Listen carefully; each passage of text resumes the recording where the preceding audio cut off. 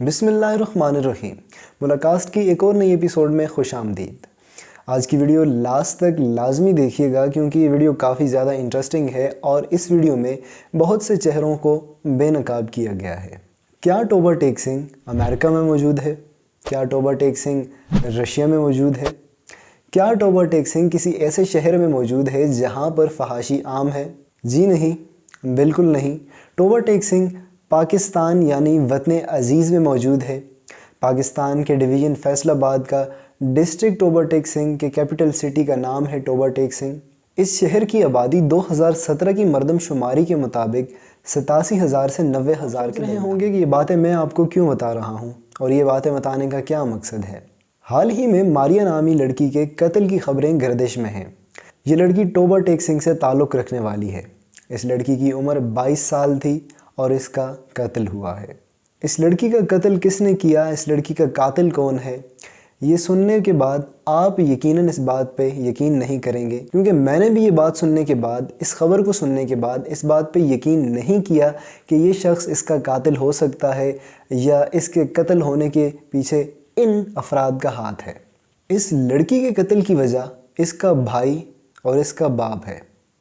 इसके भाई ने और इसके बाप ने ना सिर्फ इसको कत्ल किया बल्कि जिनसी ज़्यादती का निशाना भी बनाया। वही भाई जो अपनी बहनों के लिए जान तक दे देते हैं, वही भाई जो अपनी बहन को गुड़िया की तरह संभालता है, अपनी बहन को खिलाता है और अपनी बहन को ज़िंदगी की तमाम खुशियाँ देता है, वही भाई इसका कातिल है। वही बाप जो दुनिया में लाने का ज़रिया बनता है, जो दुनिया में आपका हर तरह ख्याल रखता है, जो दुनिया में आपको शहज़ादी बना के रखता है, जो बेटी के साथ बेहद मोहब्बत करता है, वही बाप इस लड़की का कातिल है। वही इसके कत्ल की वजह है, वही इसके ज़िंदगी के ख़ात्मे की वजह है। इस वीडियो में आप साफ साफ देख सकते हैं कि फैसल नामी लड़का अपनी बहन मारिया का गला दबाकर उसके जिस्म से उसकी जान निकाल रहा है और उसका बाप साथ बैठे खामोश देख रहा है और तमाम घर वाले भी इस पर खामोश हैं। बताया ये जा रहा है कि चंद माह पहले इसके भाई और इसके बाप ने इसके साथ जिनसी ज़्यादती की और जब ये प्रेग्नेंट यानी हामला हो गई तो इसको इज़्ज़त के नाम पर, वक़ार के नाम पर कत्ल कर दिया। उस इज़्ज़त के नाम पे जो वो खो चुका था जब उसने अपनी बेटी और अपने बहन के बारे में ऐसी सोच, ऐसी गलीज़ सोच उसने रखी, तभी उसकी इज़्ज़त ख़त्म हो चुकी थी, तभी उसका वक़ार वहीं पे चूर चूर हो चुका था। मगर उसने अपने इज़्ज़त की खातिर, अपनी वक़ार की खातिर उस मासूम लड़की को, उस 22 साला मासूम लड़की को कत्ल कर दिया। मारिया की बड़ी बहन ने बताया कि जब उसने अपने भाई से रब्ता किया तो उसके भाई ने बताया कि मारिया की तबीयत ख़राब है, मगर जब उसकी बहन घर पहुंची तो मारिया को मुर्दा हालत में पाया। मैं ख़ुद से, आपसे और पाकिस्तान के हर एक शहरी से ये सवाल करता हूँ कि क्या ये वही मुल्क है जो इस्लाम की बुनियाद पर अमल में आया, जो इस्लाम की बुनियाद पे हासिल किया गया, जो इस नज़रिए को सामने रखते हुए हासिल किया गया कि जहाँ हमारी बहन बेटियाँ महफूज रह सकेंगी। मगर अफसोस यहाँ ना तो बेटी महफूज है ना तो बहन महफूज है। पहले तो हम किसी को गैरत दिलाने के लिए ये तक बोल दिया करते थे कि यार तुम्हारे घर में बहन बेटी नहीं है, तुम्हारे घर में माँ बहन नहीं है, मगर अब ये बात किसको बोलें। अब तो ये बात बोलते हुए भी शर्म आ रही है। इन तमाम वाक़यात के बाद ऐसा बोलने में भी झिझक महसूस होती है क्योंकि 2022 की एक रिपोर्ट के मुताबिक 82% रेप केसेस और सेक्सुअल हरासमेंट केसेस में घर वाले ही मुलव्विज़ होते हैं, यानी भाई या बाप या करीबी रिश्तेदार।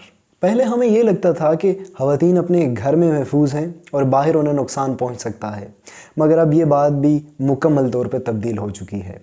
ख़वातीन अब ना तो अपने घर में महफूज हैं और ना ही वो बाहर महफूज हैं, बल्कि मैं तो ये कहूँगा कि ना वो पाकिस्तान की किसी गली में महफूज हैं, ना वो पाकिस्तान के किसी शहर में महफूज हैं, ना वो पाकिस्तान के किसी घर में महफूज हैं। इसका अंदाज़ा आप इस बात से लगा सकते हैं कि पिछले 4 सालों में 14,500 रेप केसेस को रिकॉर्ड किया गया और याद रखिए ये वो नंबर है जो रिकॉर्डेड है और ऑफ रिकॉर्ड ये नंबर कितना ज़्यादा हो सकता है हम और आप इसका अंदाज़ा भी नहीं लगा सकते।